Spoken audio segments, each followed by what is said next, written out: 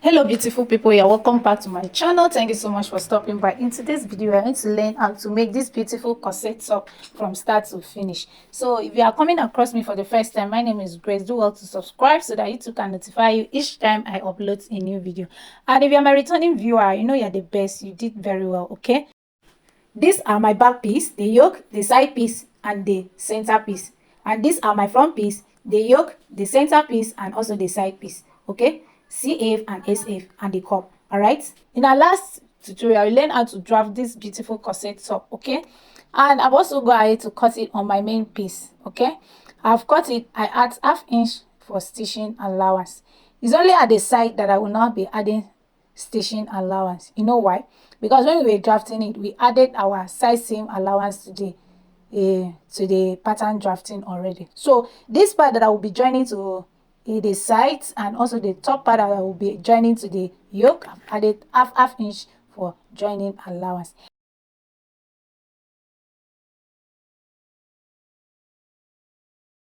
For the yoke, for the front, I've got ahead to cut it. I also add ½ inch for at the bottom of it for sewing allowance.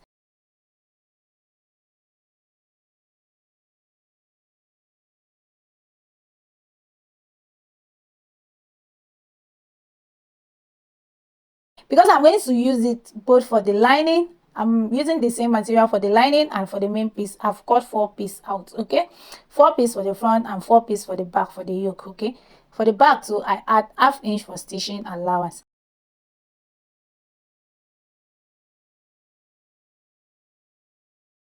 So for this main piece, I'm going to go ahead, this Ankara piece, I'm going to go ahead and use it and cut my lining. I will do that off camera to save us time. So guys, I've done cutting a lining only for the center back. These are center backs. You can see the zipper allowance. So I'm going to notch this zipper allowance because I'm going to be trimming some part out to avoid zipper bulge. Okay, after removing zipper bulge, I'm going to use this as a pattern to cut the center back lining. Ensure that guys, you repeat this on both sides. Did this on both sides of the center back. Okay, I told you in the drafting video that I'm going to still adjust this waistline in order to avoid zipper bulge. So at the waistline, I went in by 1 inch. Okay, I go in by 1 inch, and you can see the way I'm connecting it now, and I'm cutting it out. Okay, doing it this way will eliminate any form of zipper bulge. Okay, so I've also go ahead to iron a stay to my main piece or paper stay, whichever one works perfect for you. I've iron paper stay on it. This is how I'm going to join. I'm going to join my side front to my center front this way. Okay, with ½ inch seam allowance, guys, with ½ inch seam allowance. So after joining it, look at what we have here. It's looking beautiful. I repeat it also on my lining. So moving on to the back piece. Okay, for the back piece, you need to actually take note of the zipper area so that you know the center back and also the side back. So I've matched one of my center back and my side back together. I'm going to be stitching it down with ½ inch. Okay, when that is done, I'm going to repeat it on the other sides. On the I will repeat it on this side of the back piece. Okay,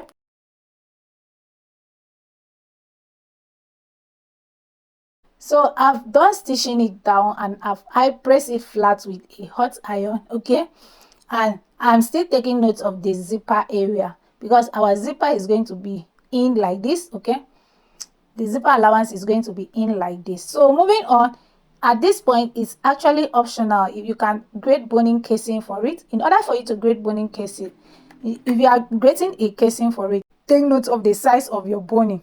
Okay, because I'm using a bias to grade my own boning casing, I'm going to be making use of this small bone size of bone. I'm going to make use of this small size of bone.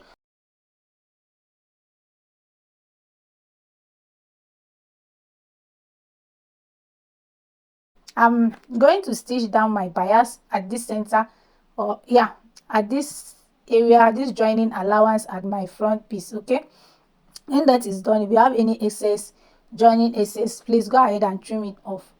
All right, so at this point, we are going to put that aside. We are going to work with our yoke.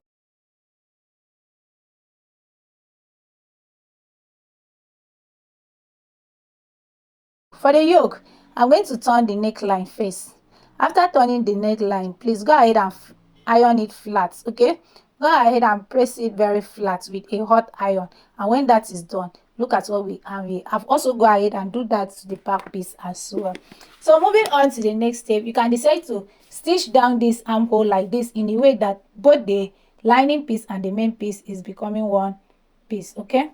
So after that, I've also run a loose stitch at the bottom of this cup, and I'm making some gathers effects on this area so that this part will gather, will be gathering to the cup area, okay? If you check the style very well, you notice that there is a gathers at this cup area, so you need to gather it this way.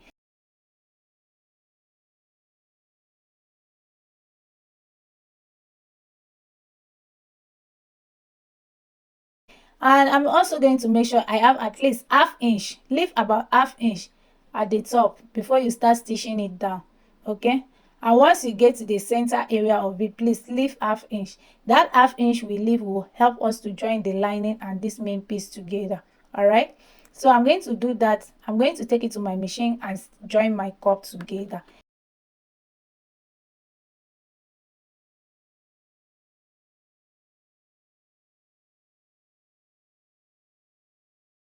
When that is done, guys, look at what we have.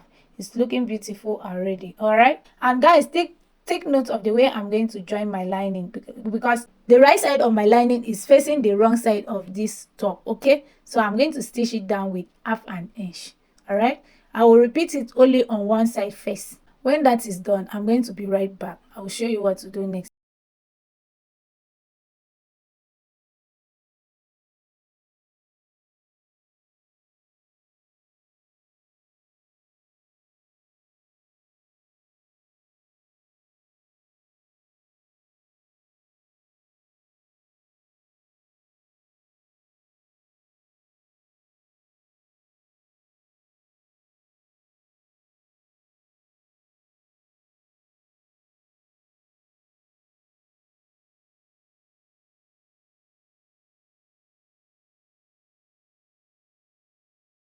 After stitching it down, look at what we have here. So go ahead and notch it now. It's important you notch it very well so that when you iron it, it will relax flat, okay? So I will go ahead and notch it all around. Notching your work is very important because it will allow it to relax flat. In fact, because of this notch area, I actually finish sewing this top before I iron it down. So it's very important you do that. So once I'm done with that, I'm going to also repeat any triangular part, please notch it and trim some part out so that when you flip it to the right side, you have something neat like this. All right,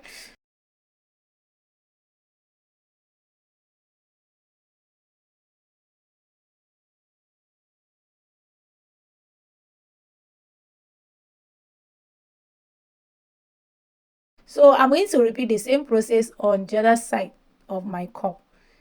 Remember, we did only on one side, so I'm flipping it back again, right side facing the wrong side, okay? I'm going to align it this way. At this point, you're going to find it very difficult to align your lining. Please make use of your fingers. Make sure that it's actually aligned. Force it in. Force the cup to be inside, and make sure that it's aligned. Arrange your material well and pin it down the way you see me do, and go take it to your machine and stitch it down.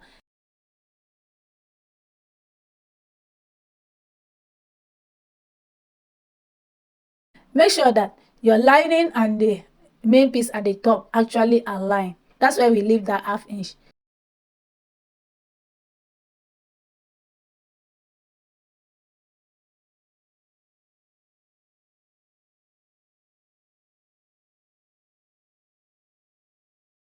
So after stitching it down, you're going to have something looking like this. You can go ahead and trim this any pointy area. Please go ahead and trim any pointy area and flip it to the right side. Once you flip it to the right side, you're going to have something looking very neat and very clean like this. It's very beautiful and very simple. So the next thing I'm going to do is totally optional, okay? You can decide to put your lining this way. You can decide to put your lining this way and stitch it down. Aim it from the side to the bottom of it so that the lining and the main piece will become one piece. But in my own case, I'm not going to be doing it this way. I want to hide this side seam, so I flip it in the way the right side of my lining is facing the right side of this top. I'm going to stitch it down, okay? And once I stitch it down and flip it to the right side, this is what we have. It's looking beautiful. Next, I'm going to insert my boning casing inside the boning channel that I grated, okay? So after inserting my boning inside the boning channel, I'm going to stitch down my lining and my main piece to be one piece, okay, at the bottom of it.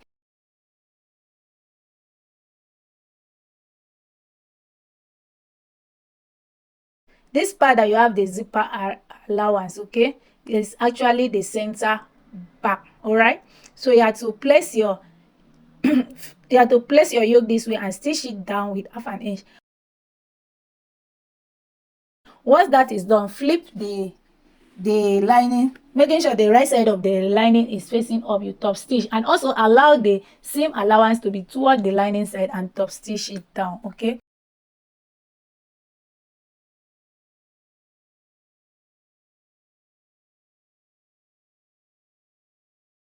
After that, flip it right side facing each other and stitch down the side. And once you're done, this is what you are going to have. Please repeat it on the other side of our back piece. All right, you know the back will be two piece, okay? So whatever I'm doing now, please go ahead and repeat it on the other side of the back piece. We are to turn the facing. Ensure that one part of your shoulder it flip like this and you stitch it down. The normal way we always stitch our shoulder.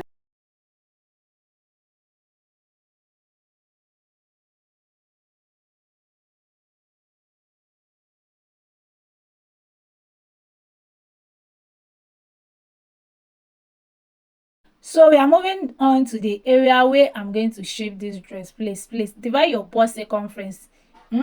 Your bust circumference this time around, please divide it into two.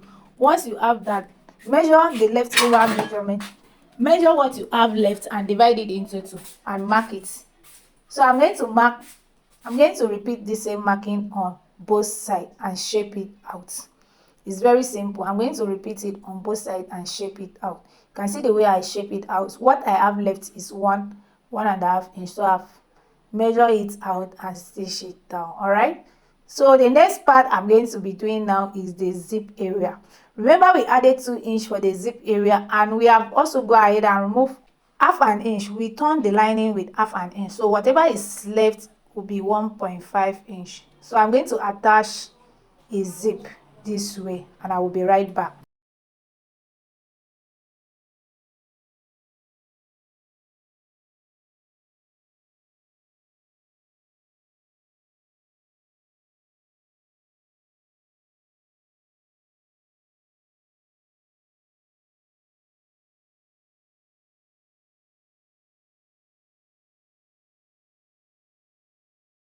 Once I done attaching my zip, you can see the zip goes all the way starting from the yoke, starting from this center back down to the bottom of it so that you can flip it open. Please take note of the way I attach the zip. You can open it up like this.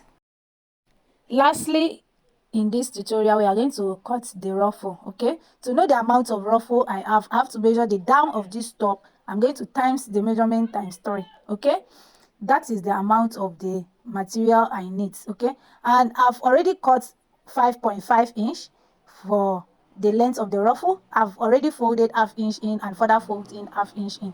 I've also folded the sides of the ruffle. I've folded the side of the ruffle.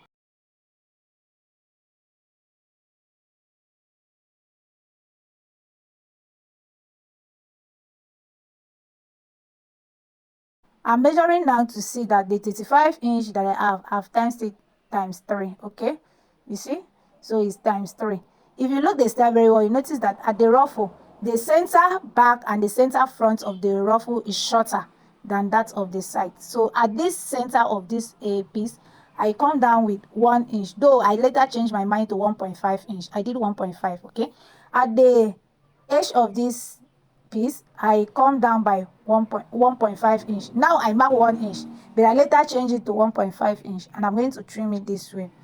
Okay, I'm trimming it this way. It all depends on the length of your ruffle that you need.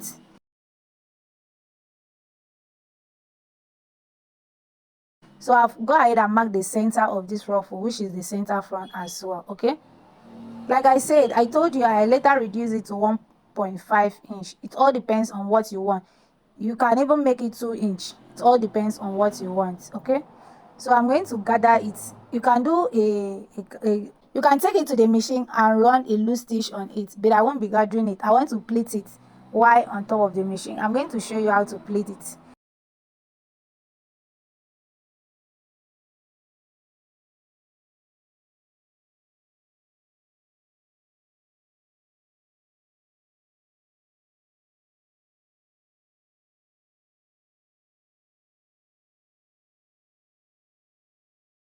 So in order to get a nice and accurate pleating, I I notch the center of the top. Okay, I notch the center of the top. So I make sure that the two notch align. So this is the way I'm going to pleat it down.